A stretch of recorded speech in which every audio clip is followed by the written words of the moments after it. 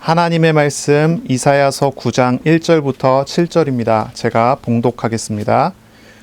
전에 고통받던 자들에게는 흑암이 없으리로다. 옛적에는 여호와께서 스불론 땅과 납달리 땅이 멸시를 당하게 하셨더니 후에는 해변길과 요단 저쪽 이방의 갈릴리를 영화롭게 하셨느니라. 흑암에 행하던 백성이 큰 빛을 보고 사망의 그늘진 땅에 거주하던 자에게 빛이 비치도다.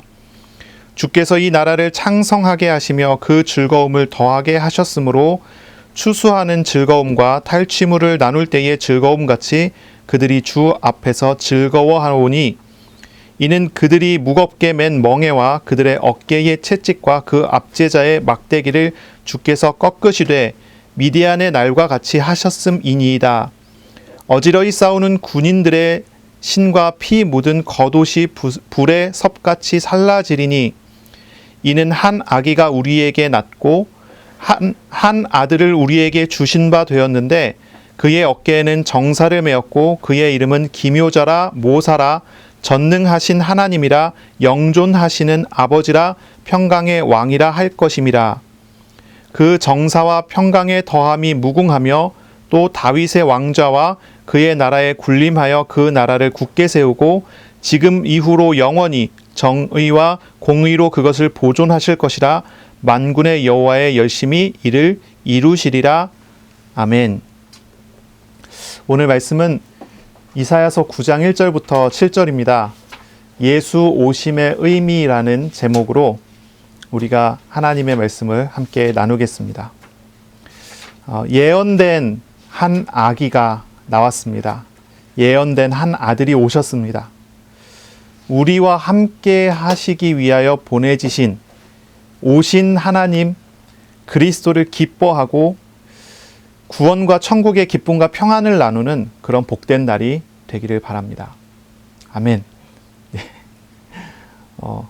예수님에 대한 예언이 이제 예수님의 오실 것에 대한 예언이 이제 구약 성경에 계속 있었지요. 사람들이 하나님을 떠나자마자 하나님께서는 바로 원시복음이라는 걸 주셨죠. 여자의 후손이 와서 뱀의 머리를 상하게 하고 뱀의 후손은 여자의 후손의 발꿈치를 상하게 하리라 라는 원시복음을 처음부터 하나님께서 인간이 타락하자마자 주셨어요. 여자의 후손이라고 하는 말은 이제 남자의 후손이 아니라는 뜻입니다. 남자의 후손이 아니라는 말은 남자의 씨를 받지 않은 그러한 출생이 있다는 그런 뜻이죠. 그래서 처녀가 잉태하여 아들을 낳는 그 내용에 대해서 처음부터 하나님께서 예언을 하신 것이죠. 처음부터 말씀하신 거죠. 인간이 하나님을 떠나서 하나님을 배신하고 죄를 짓고 하나님을 대적하자마자 하나님께서는 그들에게 벌을 주시기보다 먼저 아담과 하와에게 예수님을 보내실 것에 대한 이야기를 먼저 하십니다. 그리고 가죽옷을 지어서 입히셨어요. 사람 대신 한 짐승이 죽게 하는 그런 어떤 일을 보이시면서 여자의 후손이 와서 행할 일에 대한 메시지들을 창세기 3장부터 벌써 이야기를 하시죠. 그리고 계속 그리스도에 대한 이야기, 그리스도에 대한 어떤 메시지들이 계속 전해져 왔습니다. 그러다가 이제 이사야 때에 대해서 아주 구체적으로 예수님에 대한 그리스도에 오실 것에 대한 예언이 이제 나오기 시작을 했습니다. 우리가 잘 아는 이제 이사야서 7장 14절 같은 경우 보라 처녀가 잉태하여 아들을 낳을 것이요 그 이름을 임마누엘이라 하리라 라는 말씀이 있습니다. 처녀가 잉태해서 아들을 낳는데 그 이름을 임마누엘이라 한다 했어요. 임마누엘의 뜻은 하나님께서 우리와 함께 하시다는 의미입니다. 하나님께서 우리와 함께 하시는 의미. 처녀가 잉태하여 아들을 낳았는데 그것이 하나님이 우리와 함께 하시는 것이 된다라는 그런 이야기입니다. 바로 그 말씀은 우리가 잘 아는 히스기야 왕의 아버지인 아하스 왕 때에 하나님께서 이스라엘에게 주신 말씀입니다. 하나님께서 이사야를 통해서 이제 아하스 왕에게 주신 말씀이에요. 그리고 하나님께서 계속 말씀을 하시기 시작합니다. 그렇지만 이 아하스는 하나님께서 주시는 그 징조를 받기를 거절했거든요. 하나님께서 말씀하셔요. 계속 이야기하세요. 이스라엘이 어떻게, 이 유다 왕국이 어떻게 문제를 당하게 될 것이고 어떠한 시험을 받게 될 것인지에 대한 이야기를 쭉 하셔요. 이스라엘 이 유다 왕국이 흑암에 이제 사로잡히게 되고 망하게 되고 완전히 망하게 되는 그런 이야기들을 하셔요. 그러면서 오늘 우리가 읽은 그 본문이 나오는 거예요. 바로 이사야서 8장 제일 마지막 절을 읽어보면 이런 말씀이 있습니다. 땅을 굽어보아도 환난과 흑암과 고통의 흑암뿐이리니 그들이 심한 흑암 가운데로 쫓겨 들어가리라. 하나님을 거절하고 하나님을 만나기를 거절하고 우상을 계속 섬기기를 원했고 바랬던 이 아하스 왕 그리고 그 나라가 이제 이렇게 되어 갈 것이라는 말씀을 하시죠. 하지만 9장 1절에 이런 말씀으로 다시 시작합니다. 전에 고통받던 자들에게는 흑암이 없으리로다. 이렇게 말씀하시기 시작합니다.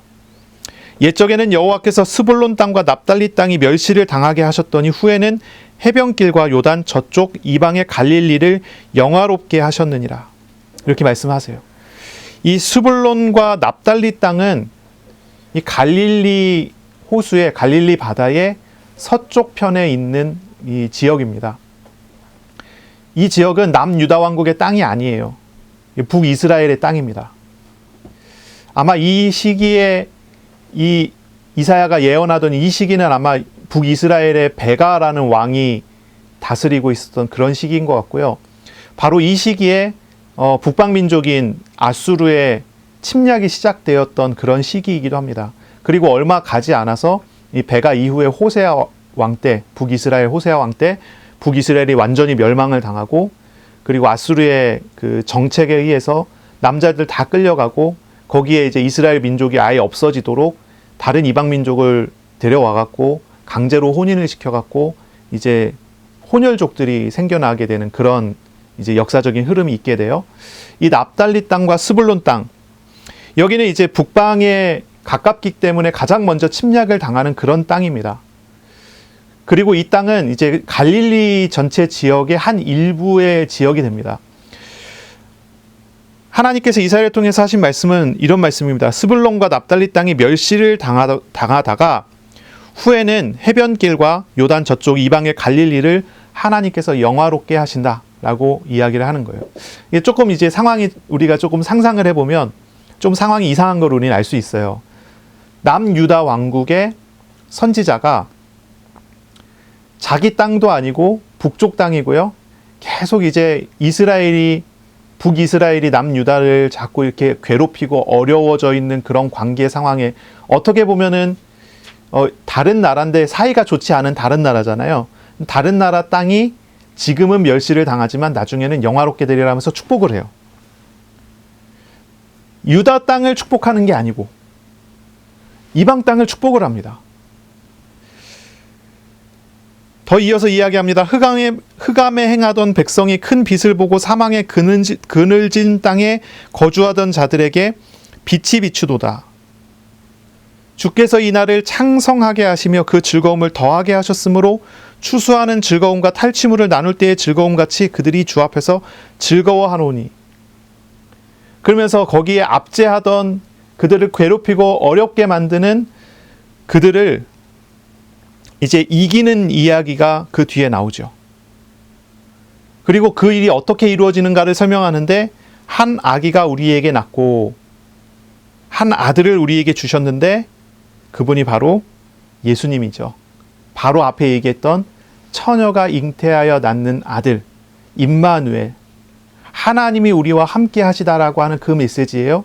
바로 그 아들이, 그 임마누엘이 누구냐면 그 이름이 나옵니다. 그의 이름은 기묘자라, 모사라. 기묘자라는 말은 이제 그 놀라운 일을 행하시는 분이다, 이런 얘기죠. 우리가 알 수 없는 놀라운 일을 행하시는 분이고, 모사라, 모사는 이제 지혜자라는 얘기도 되고 또 카운셀러라고 하죠. 상담자이기도 하는 이제 그런 분이다. 그분은 전능하신 하나님이세요. 영존하시는 아버지시고 평강의 왕이세요. 처녀가 잉태하여 낳는 아들이 하나님이셔요. 하나님이 오셔요. 그 이야기를 하는 거예요. 그분이 오셔서 무슨 일을 하십니까? 다윗의 왕자와 그 나라에 군림하고 그 나라를 굳게 세우고 영원히 공의와 정의를 보존하실 것이고 만군의 여호와의 열심히 이것을 확실히 이루신다라고 이야기를 하는 거예요. 자기 나라에 대한 유다 왕국에 대한 예언이 아니에요. 유다 왕국에서 이사야가 예언을 하는데 아하스야가 들리도록 아하스에게 이야기를 해주고 예언을 하는데 그 예언의 내용이 갈릴리에 대한 축복이고 갈릴리 백성들이 어떻게 회복되는지에 대한 이야기고 갈릴리에서 어떻게 처녀가 잉태하여 낳는 아들 그리스도께서 오셔서 사역하시는지에 대한 이야기를 거기서 하고 있는 것입니다. 조금 그 상황이 조금 상상이 좀 되시겠죠, 그렇죠? 그럼 아하스의 입장에서는 이 말씀이 결코 은혜롭지는 않았을 것입니다. 아하스의 입장에서는, 그렇죠? 아하스는 하나님께서 징조 보이실 것을 거절했고요. 차라리 남쪽에 있는 이집트하고 연합해갖고 북방민족하고 대적해야지 하나님을 믿지 않겠다라고 이야기한 사람이 아하스거든요. 그러니까 이제 아하스가 듣기에는 별로 좋은 이야기가 아니에요. 자기 나라가 아니라 자기를 괴롭히는 나라에 하나님께서 복을 주시겠다고 하는 그런 이야기가 되잖아요. 하나님께서 우리에게 말씀하시고 있는 어떤 그런 모습일 수도 있어요. 우리가 어떤 면에서는 아하스 같은 입장으로 신앙생활과 삶을 살아가고 있지는 않나요? 어쩌면은 우리가 그러고 있을지도 모르겠어요. 막 신앙생활 열심히 하고 있는 것처럼 보이는데 실상 안을 들여다보면 하나님, 나는 내가 원하는 내 우상, 내가 생각하는 내 이미지에 어떠한 응답을 받기 위해서 노력할 것이지 하나님께서 나에게 개입하지 마세요. 나는 이렇게 내가 하고 싶은 대로 할 거예요.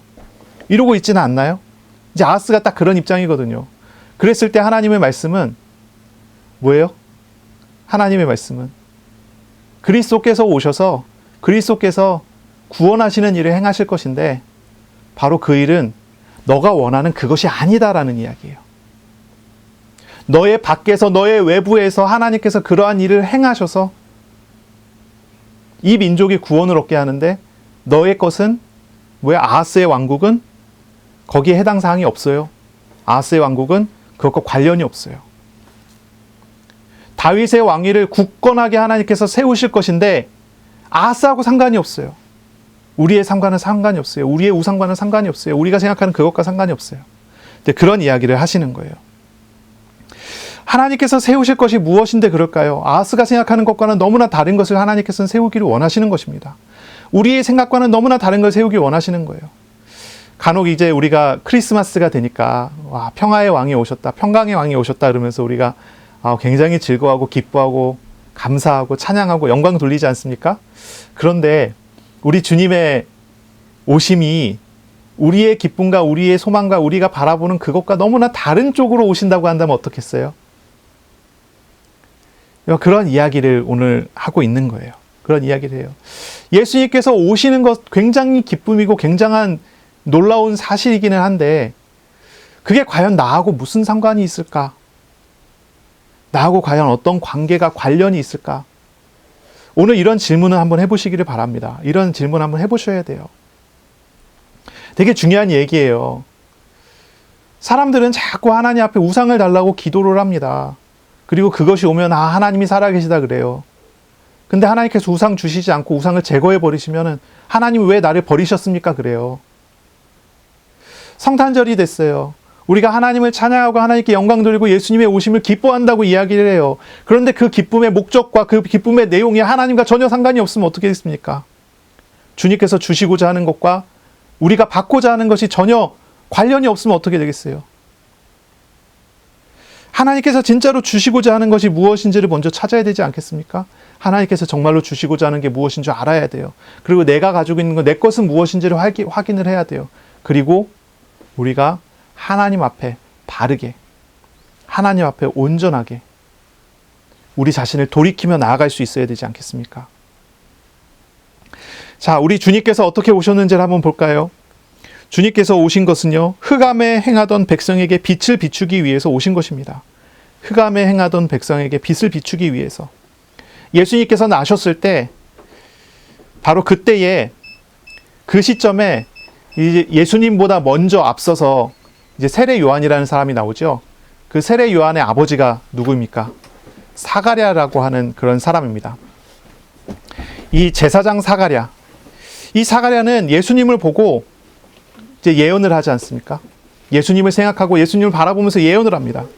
누가복음 1장 78절 79절 보면 나오는 내용입니다. 사가랴는 이런 말을 합니다.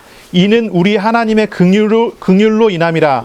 이로써 돋는 해가 위로부터 우리에게 임하여 어둠과 죽음의 그늘에 앉은 자에게 비추고 우리 발을 평강의 길로 인도하시리로다 하니라 했어요. 이사야의 예언과 이 사가랴의 예언은 같은 내용의 예언을 합니다. 돋는 해가 올라와요. 돋는 해가 올라와서 위로부터 우리에게 임하여 햇빛이 비추듯이 어둠과 죽음의 그늘에 앉은 자에게 비추는 일이 일어납니다. 예수님의 오심이 바로 그런 의미라고 설명을 합니다. 또 예수님 말씀을 한번 생각해 보면요. 요한복음 8장 12절에 보면 예수님께서 말씀하시기를 나는 세상의 빛이니 나를 따르는 자는 어둠에 다니지 아니하고 생명의 빛을 얻으리라 말씀하세요. 요한복음 12장 35절도 보면 예수께서 이르시되 아직 잠시 동안 빛이 너희 중에 있으니 빛이 있을 동안에 다녀 어둠에 붙잡히지 않도록 하라. 어둠에 다니는 자는 그 가는 곳을 알지 못하느니라. 요한복음 12장 36절에 너희에게 아직 빛이 있을 동안에 빛을 믿으라. 그리하면 빛의 아들이 되리라. 요한복음 12장 46절 나는 빛으로 세상에 왔나니 무릇 나를 믿는 자로 어둠에 거하지 않게 하려 함이니라 했어요. 예수님께서는 빛이라고 말씀하세요. 예수님이 빛이십니다. 예수님을 만나서 예수님과 함께하는 사람은 빛이 비추어지는 사람이고요. 어둠과 죽음의 그늘에서 벗어날 수 있는 사람이 돼요. 자, 어둠의 죽음의 그늘은 무엇입니까? 어둠과 죽음의 그늘. 또 예수께서 빛으로 오셨다고 하는 의미는 무엇입니까? 흑암에 앉은 백성이라는 표현이 나오는데 흑암에 앉은 백성이란 무엇입니까? 어떤 게 흑암에 앉은 백성인가요? 이사야서 8장부터 7장, 6장, 8장 이렇게 다 읽어보면 이렇게 나오는 이미지는 침략당하고 포로로 끌려가고 멸망당하는 그런 이미지가 이 흑암에 앉은 백성이라고 하는 그런 이미지죠. 침략당하고 멸망당하고 포로로 끌려가는 그런 운명이에요. 누가복음에서 누가가 예수님께서 빛으로 오셨다고 하고 예수님이 빛이라고 하는 어떤 예수님의 말씀을 누가가 집중적으로 기록을 했거든요. 거기에서 누가는 이 흑암에 앉은 백성이 어떤 사람이라고 얘기합니까? 우리가 지난 2년 동안 읽어왔었던 내용이잖아요. 아마 기억하시겠죠. 가난한 사람, 심령이 가난한 사람, 포로된 사람, 억눌린 사람, 이런 사람을 두고서 흑암에 앉은 백성으로 이야기하죠. 어떤 사람입니까? 죄인과 세리와 과부와 고아와 이방인들과 버려진 사람들, 중풍병자들, 문둥병자들. 예수님께서 이런 사람들을 찾아다니셨어요. 이런 사람들을 만나셨어요. 그리고 이런 사람들에게 빛을 비추어 주셨어요. 병을 치료하시고 질병을 고쳐주시고 위로하시고 도와주시고 함께 해주시는 그런 사역을 예수님께서 하셨죠. 어둠과 죽음의 그늘이란 영적으로, 정신적으로, 육신적으로 흑암에 사로잡혀 있는 사람들을 말하는 것입니다. 예수님께서 오심은요, 바로 이러한 사람들에게 구원의 빛을, 평안의 빛을 비춰주시고 구원하시고 평강을 주시는 그런 사역을 하는 것을 이야기하는 거예요. 예수님께서 오셔서 고통과 고난 당하는 사람들과 함께 하시고 그들을 대속하시는 그런 사역을 행하십니다. 마가복음 10장 45절에 인자가 온 것은 섬김을 받으려 함이 아니라 도리어 섬기려 하고 자기 목숨을 많은 사람의 대속물로 주려 함이니라 그랬어요. 주님께서는 가장 낮은 곳에 빛으로 오셔서 너무나 흑암 가운데 있어서 하나님을 볼 수도 없고 빛을 볼 수도 없는 사람에게 직접 찾아오셔서 빛을 비춰주시고 그들과 함께 하시고 그들을 구원하시는 그런 사역을 행하시는 것입니다. 제가 예전에 한 사람을 전도 현장에서 만난 사람이 있어요. 가끔씩 이렇게 생각해 보면 그런 사람이 있습니다. 그 사람은요, 지독한 억눌림에 의해서 살아가는 사람이었어요. 지독한 억눌림. 모든 생각과 판단이 모든 그 사람이 하는 결정들이 전부 다 왜곡된 생각 속에서 왜곡된 판단과 왜곡된 결정을 하는 그런 사람이었어요. 그 사람은 어떤 생각도 객관적으로 하지 못하더라고요.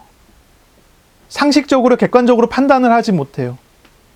자신의 마음이 거기에 사로잡혀서 거기에 의해서 그걸 따라서 결정을 하고 판단을 하는 거예요. 대화를 해보니까요, 상처가 많아요.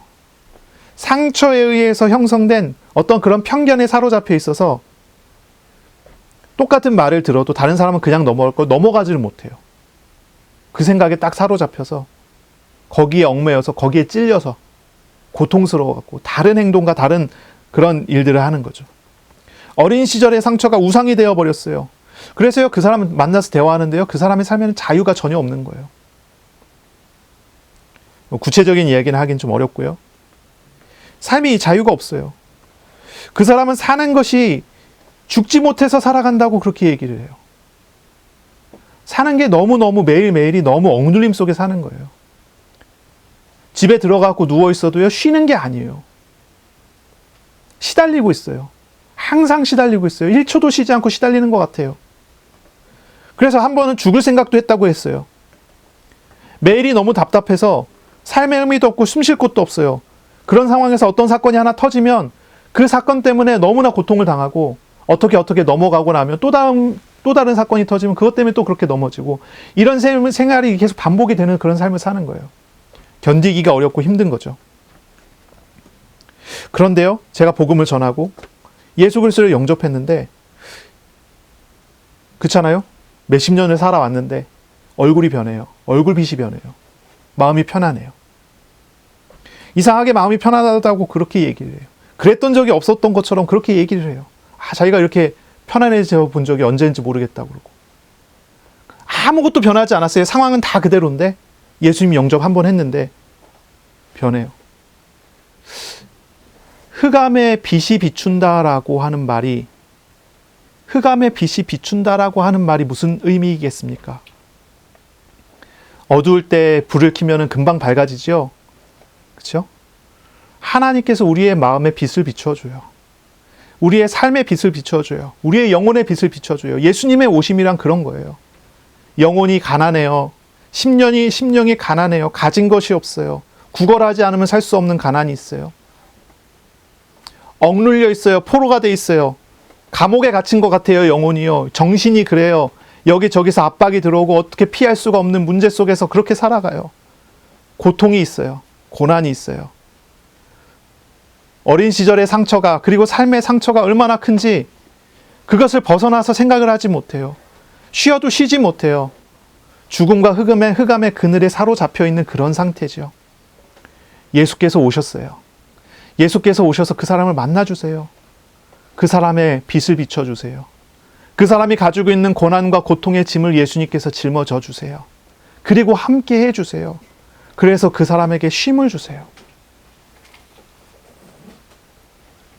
한 사람은 이렇게 얘기하더라고요. 눈물을 흘리면서 이야기를 해요. 눈물을 뚝뚝뚝뚝 흘리면서 이야기를 해요. 왜 그런지 모르겠다고. 왜 이렇게 마음이 좋아졌고 이렇게 편안해졌는지 모르겠다고. 자기가 생각해 보니까 자기 예전에 자기는 조금도 편하지 않았었던 것 같다고. 그렇게 얘기하는 사람도 봤어요.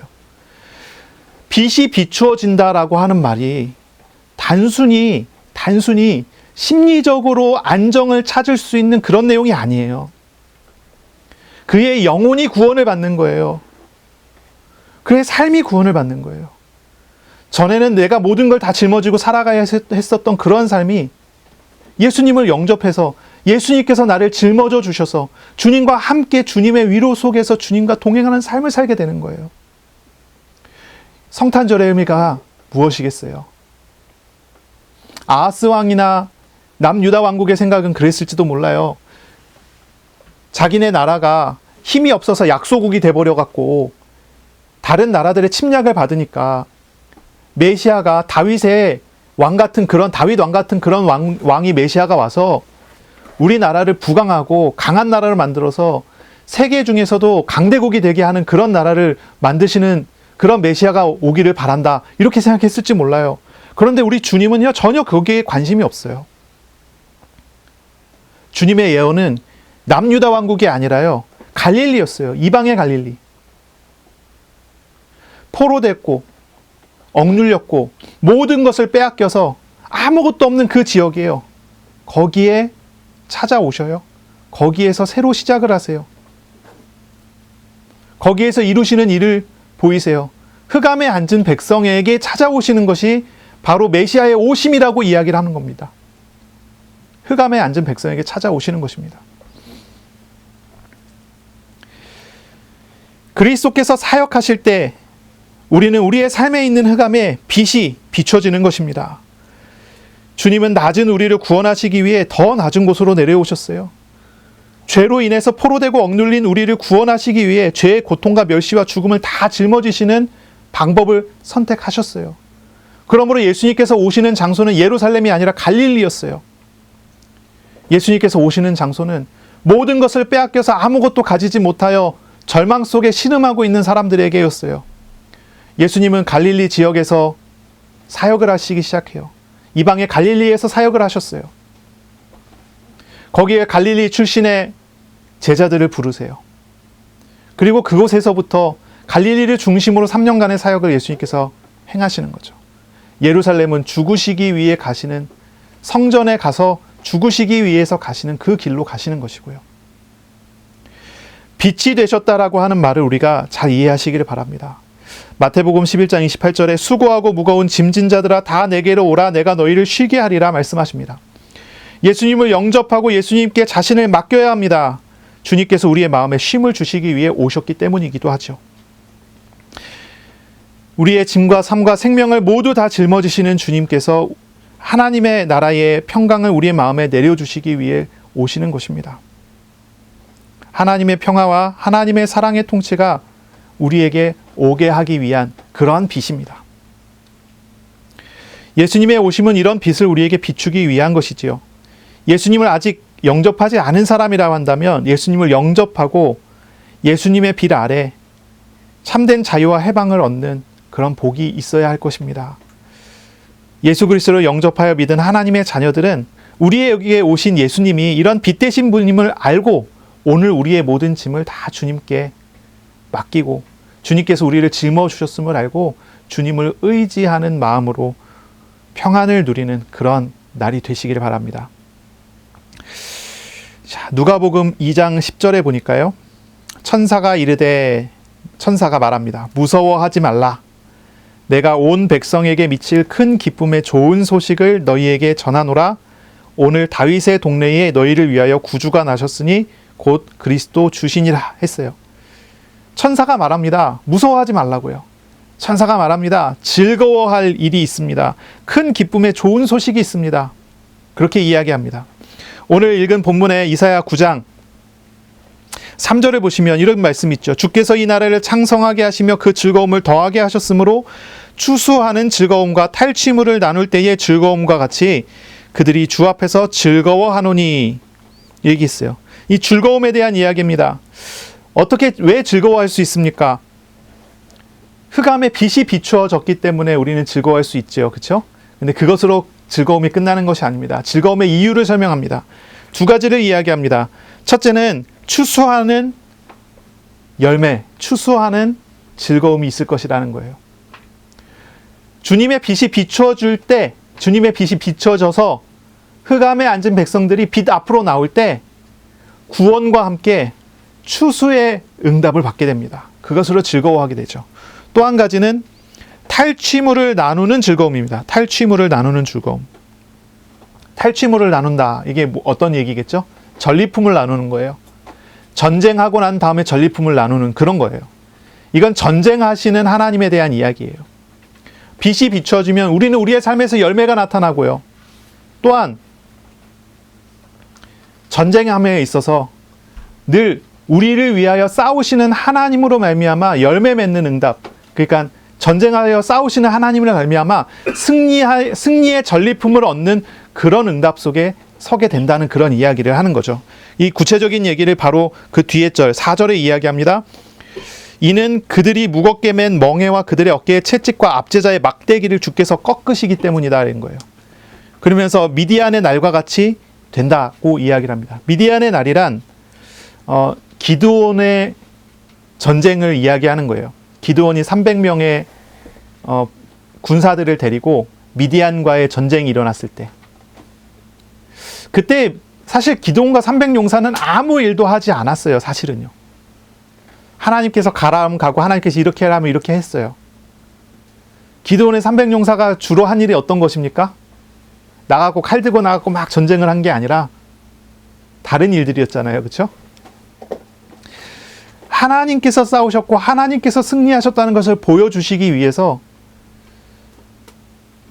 전쟁터에 나가기 위해 많은 사람이 모였지만 그 사람들을 다 돌려보내고 300명만 남겨놓았던 거예요.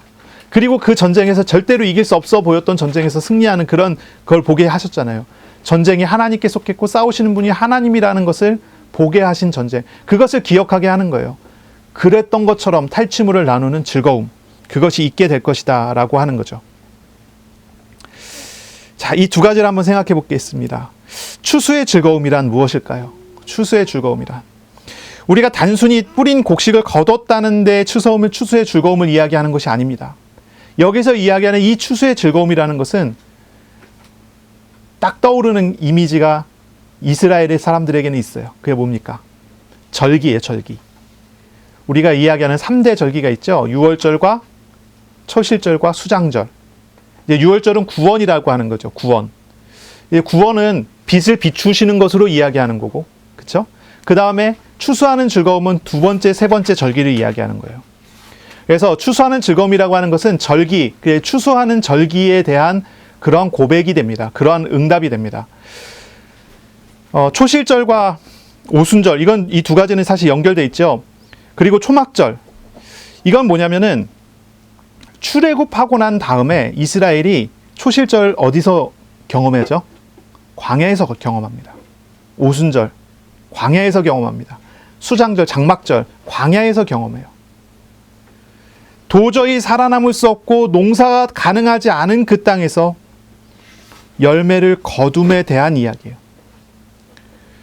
그거 이야기하는 거예요. 지금 우리하고 연결해서 생각해 보면요, 광야 같은 세상 속에서 하나님의 손길에 의해서 우리의 삶의 열매를 맺어 주실 것에 대한 이야기예요. 그런 이야기예요. 하나님께서는 구원한 자에게 열매 맺는 복을 주세요. 그리고 그 열매는 단순히 우리가 기대 가능한 정도의 이야기가 아니라 기대할 수 없는 참된 열매 맺음에 대한 이야기예요. 우리는 땅에서 천국의 열매를 맺을 수 있게 됩니다.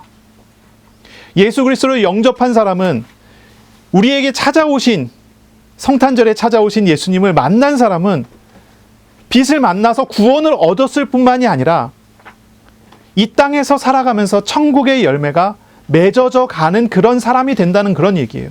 예수께서 오시면, 예수께서 오셔서 우리에게 이러한 즐거움을 주시겠다. 바로 그런 내용입니다.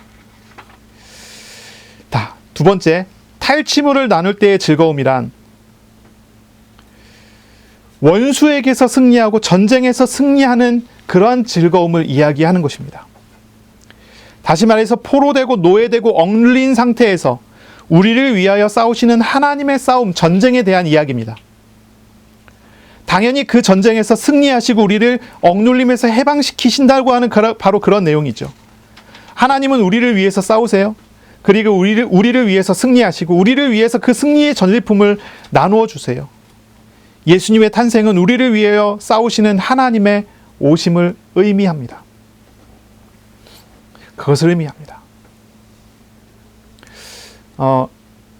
아이들이 조금씩 이제 커가면서요, 엄마 아빠 없으면 혼자 밖에서 놀고 그러면요 움츠러듭니다. 그렇죠? 그런데 희한하게 아빠가 엄마가 눈에 보이는 데 있으면요 아이는 아주 당당해집니다. 그런 거 본 적 있으신가요? 저 우리 아이들 보면서 그거 봤어요.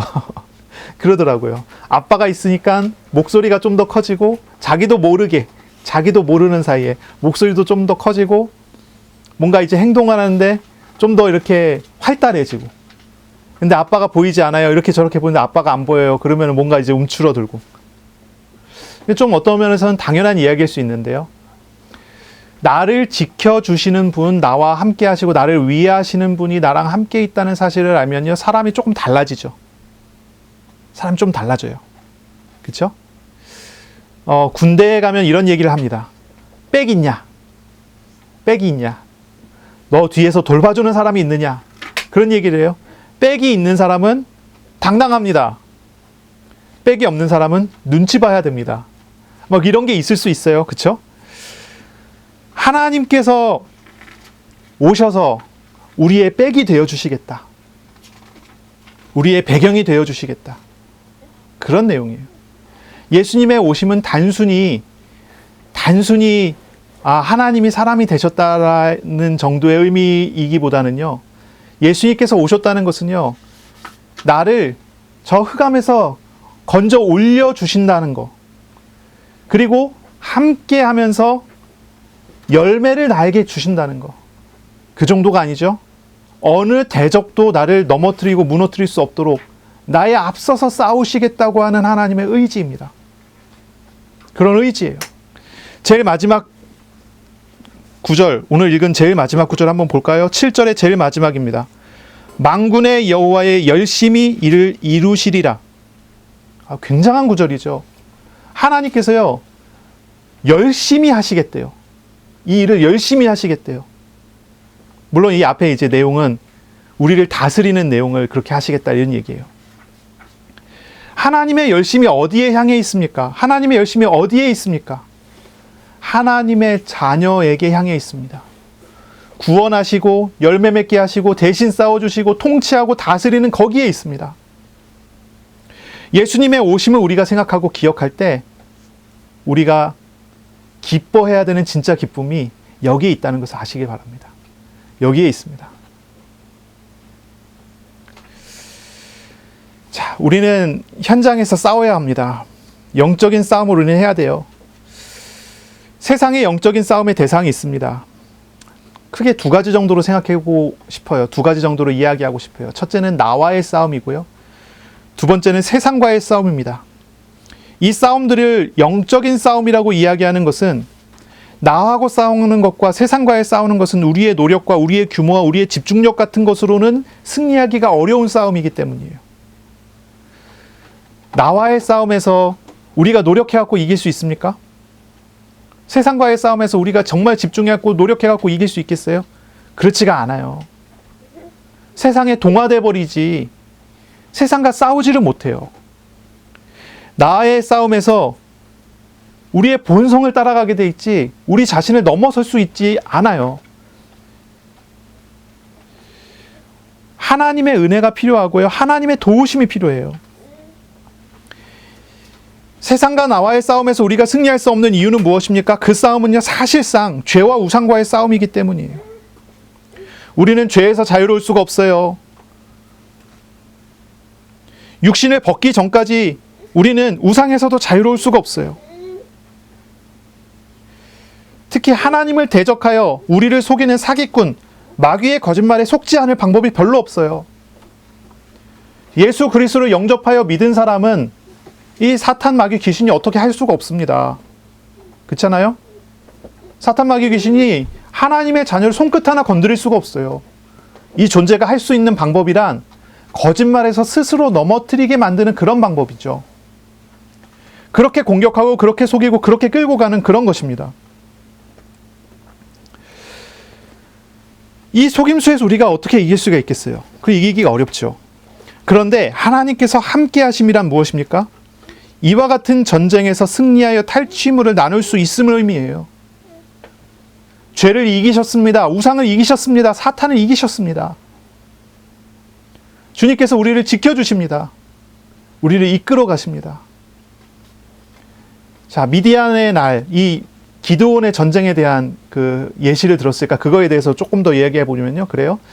기드온은 원래 어떤 사람인가요? 기드온은 원래 우리나라 일제시대 때로 얘기한다면 건달 두목 같은 사람이에요. 누구가 있죠? 김두한.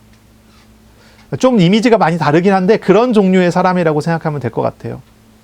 딱 그 이스라엘이 미디안의 압제를 받았던 그 시기는 성경에 이렇게 기록되어 있어요. 사사기 이렇게 읽어보시면 이스라엘 사람은 대로로 다니지를 못했다고 그랬어요. 대로로 다니지 못해요.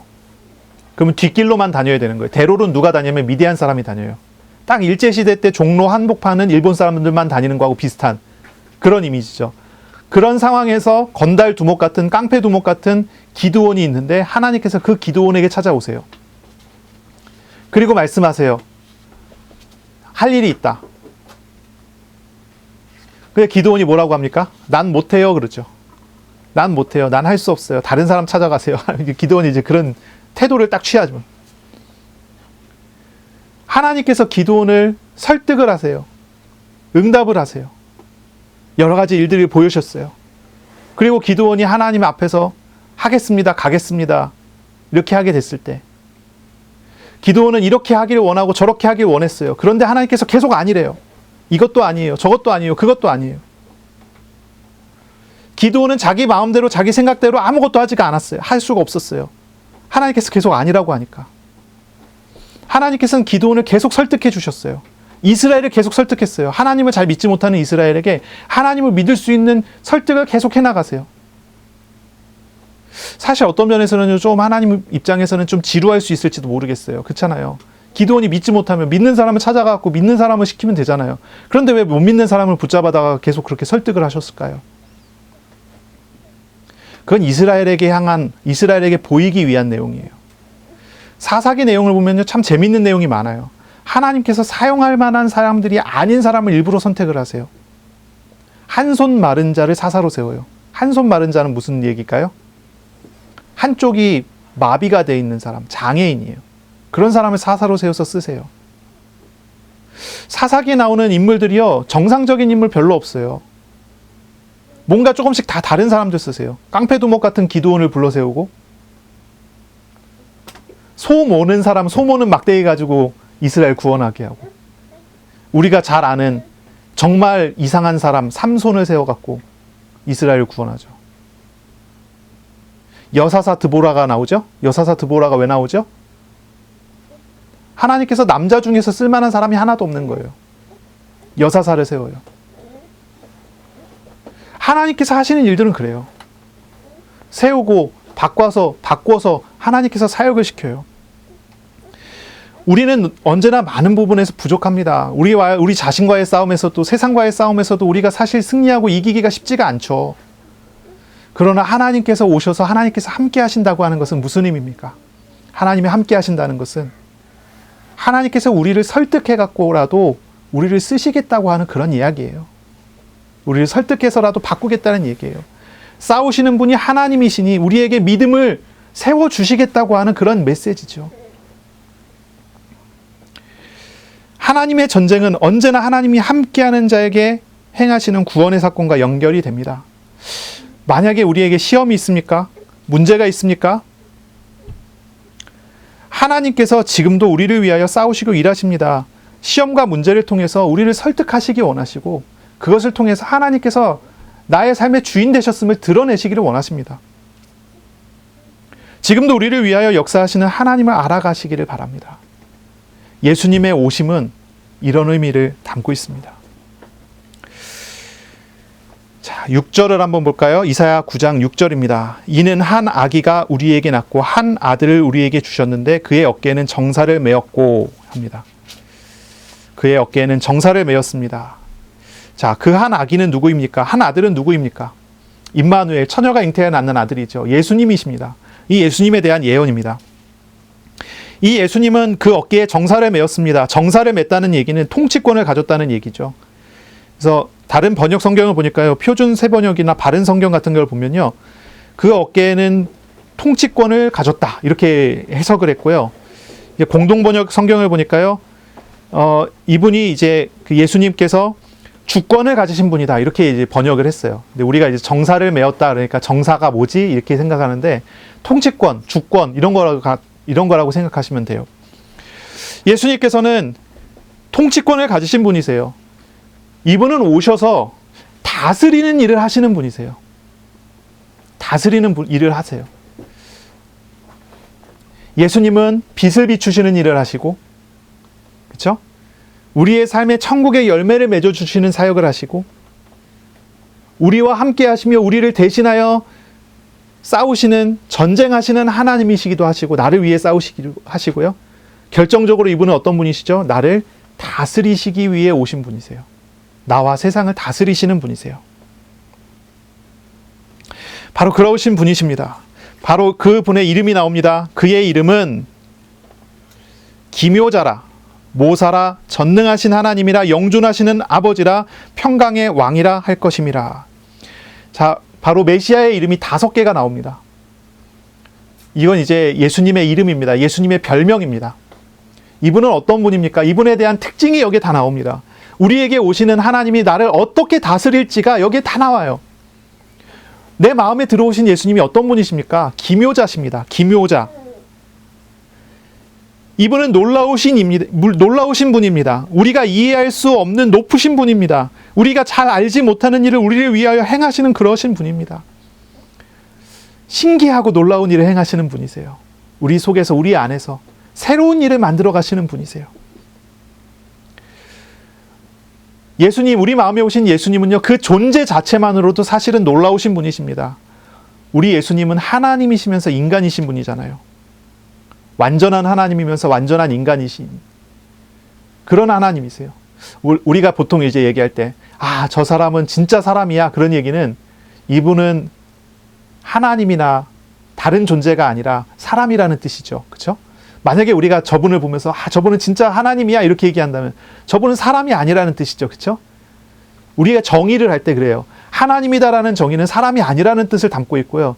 참 사람이다라는 얘기는 하나님이나 다른 존재가 아니라는 뜻을 담고 있어요. 그런데 예수님은 놀라우신 분이세요. 완전한 하나님이시면서 완전한 인간으로 계신 신비하신 분이세요. 신비에 속해요. 이걸 이해할 수 있는 사람은 아무도 없어요.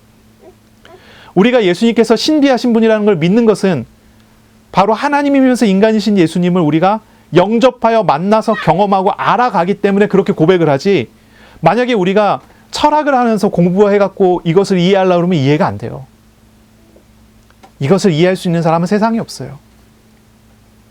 이분은 정말로 기묘자이십니다. 정말로 놀라우신 분이세요. 우리는 이해할 수 없는 신비하신 일들을 우리 가운데서, 우리의 삶 가운데서 계속 나타내시는 분이세요. 완전한 하나님으로서 우리의 삶과 우리의 현실 속에서 일을 하세요. 완전한 인간으로서 우리의 모든 고통과 고난을 짊어져 주시는 은혜로우신 사역을 항상 행하세요. 우리가 예수와 함께 한다는 것이 얼마나 놀라운 일입니까? 하나님께서는 그러한 일들을 행하시는 하나님이라는 것이죠. 예수님의 두 번째 이름, 별명입니다. 모사라고 합니다. 모사. 조언자입니다. 카운셀러입니다. 예수님은 모사로서 우리 가운데 함께 하십니다. 예수님은요, 세상을 창조하는 창조의 지혜자이십니다. 그렇죠? 삼위일체 하나님의 연합사역이지요. 창조. 그렇죠? 삼위일체 하나님의 연합사역입니다. 섭리. 예정하시고 섭리하시고 구원하시고 사역하시는 모든 것을 하나님은 하나님의 지혜로 이루어 가십니다. 우리는 아직도 생물의 신비를 다 파악을 못했어요. 저 우주의 신비를 다 파악을 못했어요. 넓게는 저 우주 저 멀리 있는 거시적인 것 이해 못했어요. 작게는 미시적으로 우리 안에 있는, 우리 피 한 방울 속에 들어있는 DNA 이해 못했어요. 그렇지 않습니까? 이 모든 것을 설계하신 하나님이에요. 지혜자이신 하나님이십니다. 바로 그 지혜자이신 하나님이 나의 지혜가 되어 주셔서 나에게 말씀하시고 기억나게 하시고 생각나게 하시고 동행하시는 하나님이시다. 바로 그 하나님이 우리 마음에 오셔서 우리를 위하여 일하신다라고 하는 거예요. 혹시라도 지혜가 부족하십니까? 참 지혜자이신 우리 주님께 기도하세요. 주님께서 놀라운 일을 우리의 삶에 행하실 것입니다. 세 번째, 주님의 별명입니다. 전능하신 하나님입니다. 전능하신 하나님. 못하실 것이 없으신 분입니다. 전능하신 하나님이라는 것이 예수님의 이름이고 예수님의 별명입니다. 우리 마음에 오신 예수님께서, 우리 마음에 오신 그리스도께서 전능하시다는 말입니다. 제가 자료를 찾아보니까 찰스 스펄전 목사님은 이런 표현을 썼어요. 자신을 그리스도의 제자라고 고백하면서 그리스도를 전능하신 하나님으로 부르지 않는 것은 어리석은 일이다. 이런 말을 썼어요. 어리석은 건 우리 마음에 오신 하나님을 전능하신 분으로 믿지 않는 거예요. 왜 기도하지 않습니까? 하나님이 전능하다고 믿지 않기 때문입니다. 하나님을 전능하시다고 생각하지 않기 때문입니다. 하나님은 못하실 일이 없으신 하나님 아니십니까? 뭐든지 하실 수 있습니다. 주님의 의지에 따라 하십니다. 그러므로 우리가 할 것은 하나님께 기도하는 것입니다.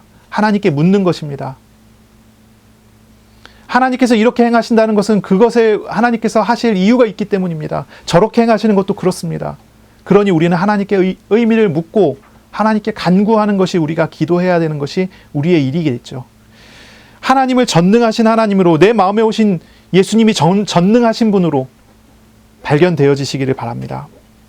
네 번째 별명입니다. 영존하시는 아버지라 했습니다. 영존하시는 아버지. 이 말은요, 우리 예수님께서 우리의 영원한 아버지 되심을 말합니다. 아버지 됨을 결코 버리지 않는 영원하신 아버지 되신 하나님이라고 하는 그런 표현입니다. 우리가 이제 익숙한 표현은 아버지 하나님, 아들 하나님, 성령 하나님 이렇게 표현하는 것을 우리가 익숙하게 생각하죠. 그렇죠? 그래서 이제 그 성부 하나님은 영원히 우리 아버지가 되시고 성자 예수님은 영원히 아들이 되시고 성령 하나님 이렇게 우리가 이 생각을 하는데 그것은 하나님의 관계의 이야기고요. 우리들에게 있어서 삼위일체 하나님은 영원히 아버지 되신 하나님이십니다. 이스라엘이 아브라함을 아버지라고 부르잖아요. 그렇죠? 아버지 아브라함 이렇게 부르죠. 시족 이렇게 이야기할 때. 모든 인류는 아담을 아버지라고 부릅니다. 아담의 씨에서 우리가 다 나왔으니까요. 그렇죠? 그러나 그 아담이 하나님으로부터 나왔습니다. 삼위일체 하나님의 창조물입니다. 그러므로 하나님의 아버지 되심은 당연한 것이죠. 그냥 단순히 계보에 의해서 아버지가 아닙니다. 사랑해 주시고 아껴 주시고 낳아 주시고 이끌어 주시고 세워 주시는 참 아버지 되신 분이 우리의 삼위일체 하나님이세요. 우리 예수님을 영존하시는 아버지라고 부르는 것은 하나님께서는 영원히 정말로 영원히 단 한순간도 아버지 되심을 우리의 아버지 되심을 버리지 않는다는 의미예요. 그러니 우리가 예수님을 바라보고 예수님을 생각할 때 우리 마음에 오신 하나님께 기도할 때 우리는 어떠한 관계로 어떠한 태도로 주님께 기도하고 주님을 만나야 하겠습니까?